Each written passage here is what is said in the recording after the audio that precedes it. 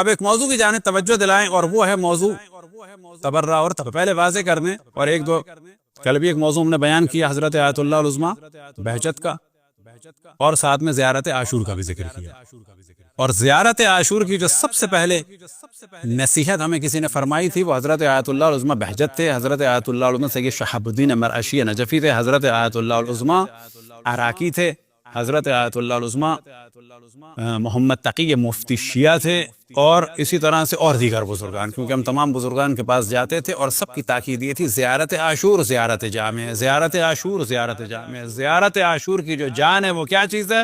100 دفعہ لاکھ شخص آیا امام جعفر صادق علیہ السلام کی خدمت میں،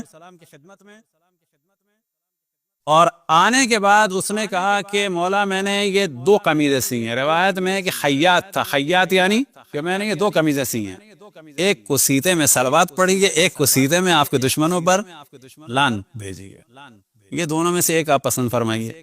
تو امام جعفر صادق علیہ السلام نے منتخب فرمایا کہ اس کو، اس قمیص کو، کہ جو لعن، اس کی وجہ کیا ہے، اس جانب توجہ دیں۔ اسی طرح سے روایت میں نقل ہوا کہ مولا امیر المؤمنین علیہ السلام طواف میں مصروف تھے، ایک صحابی ملے، اور جب آنکھیں ملی، کیونکہ طواف میں معمول اس زمانے میں بھی رش ہوتا تھا، کبھی ملے کبھی نہیں ملے، کبھی تو جب وہ ہوا تو مولا نے سلام کیا، یعنی سلام میں پہل کی۔ خود ائمہ علیہ السلام کی روش یہ کہ پہل کریں، پہل کرنے والے کو زیادہ ثواب ہے۔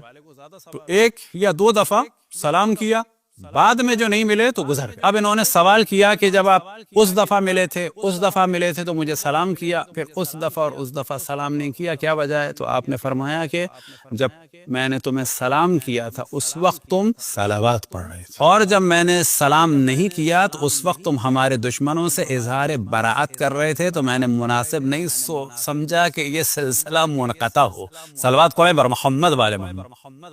البتہ اس کا جواب ایک اور بھی ہے کہ جب وہ سلام کر رہے تھے تو صلوات کا سلسلہ اس جواب میں بھی باقی رہا۔ وجہ کیا تھی کہ جب انہوں نے کہا ہوگا مولا امیر المؤمنین علیہ السلام کی خدمت میں اقدس میں وعلیکم السلام، تو یہ بھی ایک طرح کے صلوات ہی، تو سلسلہ وہاں بھی منقطع نہیں ہوا، اور لیکن مولا امیر المؤمنین نے پھر بھی اس جانب توجہ دلائی، تو یہ توجہ رہے۔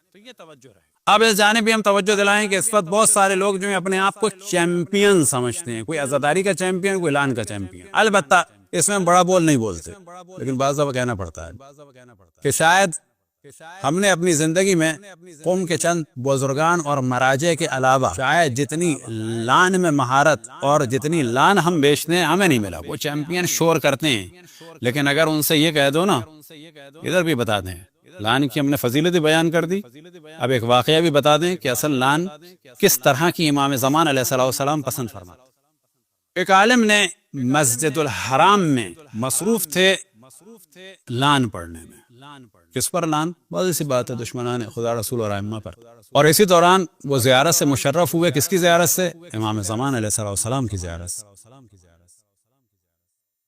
اور امام زمان علیہ السلام نے ان سے ارشاد فرمایا، امام زمان علیہ السلام کی زیارت سے مشرف ہوئے، امام تبسم فرما رہے تھے، یعنی ایک رضایت کا اظہار کر رہے تھے، اس کی لعن سے خوش تھے، اور اس کے بعد کہا کہ تمہاری یہ لعنتیں ہماری جدہ حضرت فاطمہ سلام اللہ علیہا کے زخموں پر مرہم رکھتی، تمہاری لعنت ہماری جدہ کے زخموں کا مرہم ہے، لیکن آہستہ کہ دشمن کو خبر نہ ہو۔ کون سی لان؟ لیکن دوسرا کام کیا کرنا ہے؟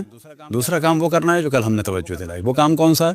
بس یہ یاد رکھیں، جب علماء اور مراجع کہتے ہیں کہ کسی کی توہین نہ کرے، اس سے مراد یہ لان ہے، ان کے سامنے نہ کریں، کوئی بات نہ کریں۔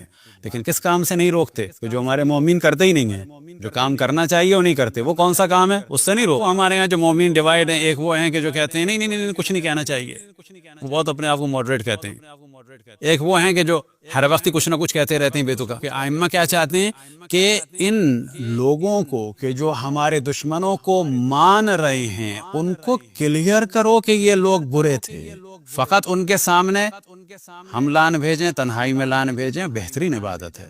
لیکن دوسرا وہ شخص کہ جو ان کو مقدس سمجھتا ہو، کیا فرمایا مراجع نے؟ ان کے سامنے توہین نہ کرو۔ کیا کرو؟ بس کلیئر کرو پیار سے کہ ہم کیوں نہیں مانتے، کلیئر کرو پیار سے کہ کیا کیا انہوں نے رسول اللہ صلی اللہ علیہ وسلم کے ساتھ۔ کریا کرو پیار سے کہ کیا کیا انہوں نے اشرف الانبیاء کے بعد، کیونکہ حالی اگر آپ برا کہیں گے تو وہ ہمارے دشمن بن کے اہل بیت کے دوستوں کی تعداد کو کم کریں گے، اور اگر آپ دلیل سے ان کے سامنے کہیں گے تو اہل بیت کے دشمنوں کی تعداد کم ہوگی آٹومیٹکلی، اور اہل بیت کے دوستوں کی تعداد بڑھتی چلی جائے گی۔ صلوات پڑھیں بر محمد وعلی محمد۔ بس اصل کمال یہ ہے کہ اگر کسی کو بہت شوق ہے جناب سیدہ کے قاتلوں سے اظہار براعت کرنے کا، آئے ان کی کتابوں سے فائلوں کی فائلیں بنائیں کہ اس خبیث کی یہ صفت تھی فلانی کتاب میں اور اس پلیت کی یہ صفت تھی، اس میں لگے گا دماغ، اور دماغ کے لیے فرصت نہیں ہے۔ صلوات پڑھیں بر محمد وآل محمد۔ اگر یہ کام کرنا ہے، بخاری منگائیں، مسلم منگائیں، اس کا مطالعہ کریں، فائلیں بنائیں، اس کے بعد جو ہے اس کی فوٹو کھینچیں، اس کے SMS بنائیں۔ یہ ہے کمال، یہ ہے کمال، یہ ہے وہ چیز کہ جو اہل بیت علیہ السلام نے چاہی، یہ ہے وہ برات۔ ہاں، ہم اپنے درمیان اس کا انکار نہیں ہے، تنہائی میں بیٹھے ہوں، بہترین ذکر لعن۔ اب یہ لعن کی فضیلت کیوں ہے تو یاد رکھیں، مطمئن ہو جائیں کہ اہل بیت علیہ السلام کی محبت کا فائدہ نہیں ہے، اور دوسرا جملہ کیا ہے کہ اہل بیت کی محبت ہی کا فائدہ ہے۔ بس دونوں میں صحیح کیا ہے، کہا جائے گا دونوں صحیح ہیں۔ اہل بیت کی مودت کا فائدہ ہے کب؟ کہ جب ان کے دشمنوں سے برات کی۔ اور اہل بیت کی محبت کا یاد رکھیں کوئی فائدہ نہیں ہے اگر قاتل مقتول کو ایک ساتھ کھڑا کر دیا ہے۔ جو بعض لوگ ہمارے متاثر ہو جاتے ہیں کہ فلانا شخص اہل بیت کا دفاع کر رہا ہے، فلانا شخص اہل بیت کے ساتھ دشمن اہل بیت کا بھی دفاع کر رہا ہے، تو کوئی کمال کی بات نہیں، لیکن کچھ لوگ مجبور ہیں، اس کو ہم یوز کریں، لیکن اللہ نہ کرے، معاذ اللہ معاذ اللہ معاذ اللہ، یہ کیفیت اپنے درمیان نہ آنے دیں۔ کل بھی ہم نے توجہ دلائی کہ جو غلط فہمی ہو گئی ہے، کچھ لوگ اپنے آپ کو بڑا ماڈرن، یا یہ کہ علامت سمجھتے ہیں ماڈریٹ ہونے کی۔ مولانا آپ فضائل بیان کریں، دوسروں سے کیا تعلق، دوسروں سے کیا تعلق؟ فضائل بھی ضروری ہیں تاکہ بتایا جائے کہ اشرف الانبیاء کے جانشین کون ہیں، متائن بھی ضروری ہے تاکہ بتایا جائے کہ جن لوگوں نے دعویٰ کیا ہے ان میں یہ نقائص تھے، ان کی کوئی برابری نہیں ہے، بتایا جائے کہ جن کے یہ فضائل ہیں ان سے دین لیا جائے، بتایا جائے جن کے یہ رذائل ہیں ان سے کچھ نہ لیا جائے۔ اور اسی جانب توجہ دلائی مولا امیر المؤمنین علیہ السلام نے، کل من حرج من غیر هذا البیت فهو باطل، جو بھی کہیں سے لے رہا ہے کسی اور گھر سے وہ باطل ہے، یعنی ہمیں سب کچھ کہاں سے لینا ہے؟ یہ ہے تولا، وہ ہے تبرع۔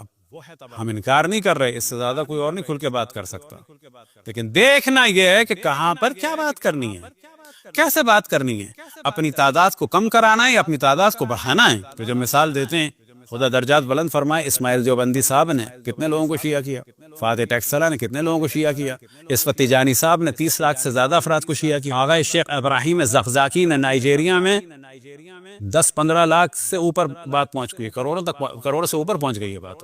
صالح البردانی نے اور سوڈانی نے سوڈان میں شیعہ کیا ہے لوگوں کو۔ وہ شیعہ کیسے کیا ہے؟ وہ شیعہ دلائل سے کیا ہے، وہ شیعہ دلائل سے کیا۔ اب اگر اس کے لیے یاد رکھیں، چند نوجوان بھی جمع ہو جائیں اور اس کے بعد کہیں کہ بھائی ہم اس شخص کو یوں نہیں مانتے کہ اس میں یہ نقص تھا، دلیل یہ کتاب، یہ کہا جائے گا واقعی یہ ائمہ علیہ السلام کی خدمت کر رہا ہے، یہ کہا جائے گا واقعی یہ شخص جو ہے وہ محب اہل بیت ہے۔ اس کے بارے میں کہا جائے کہ واقعی یہ شخص جو ہے وہ تبرع بھی کر رہا ہے اور تولا بھی کر رہا ہے۔ صلوات پڑھیں بر محمد والے